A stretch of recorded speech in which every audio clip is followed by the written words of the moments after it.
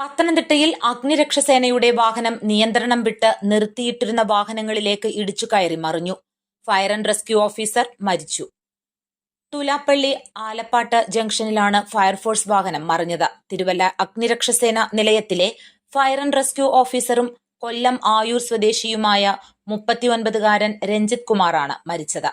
Senior fire and rescue officer VR Abhilash, fire driver Abhilash Alappuzha, fire and rescue ഓഫീസർമാരായ R Ramlal Thiruvalla, Jobin Varghese Alappuzha, KB Hashim Changanassery എന്നിവർക്ക് പരിക്കേറ്റു. 5 പേരെയും പാല മാർസ്ലീവ ഹോസ്പിറ്റലിൽ പ്രവേശിപ്പിച്ചു. ശബരിമലയിൽ സ്പെഷ്യൽ ഡ്യൂട്ടിയിലുണ്ടായിരുന്ന വാഹനമാണ് അപകടത്തിൽപ്പെട്ടത്. വനം വകുപ്പിന്റെ വാഹനത്തിലും തമിഴ്നാട്ടിൽ നിന്ന് തീർത്ഥാടകരുമായി വന്ന മറ്റൊരു ജീപ്പിലുമാണ് ഫയർഫോഴ്സ് വാഹനം ഇടിച്ചത്. തമിഴ്നാട്ടിൽ നിന്ന് ശബരിമലയിലേക്ക് വന്ന തീർത്ഥാടകരുടെ വാഹനം പൂർണ്ണമായും തകർന്നു.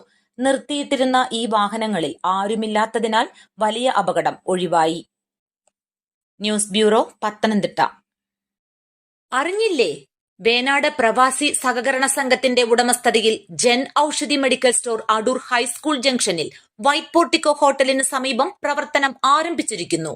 Elamannoor high school junction, Kodumon, Enath, Adoor Parthasarathy junction, revenue tower ground floor എന്നിവിടങ്ങളിലെ ജൻ ഔഷധികളിലും 10 മുതൽ 85% വരെ വിലക്കുറവിൽ ഇംഗ്ലീഷ് മരുന്നുകൾ വിൽക്കപ്പെടുന്നു.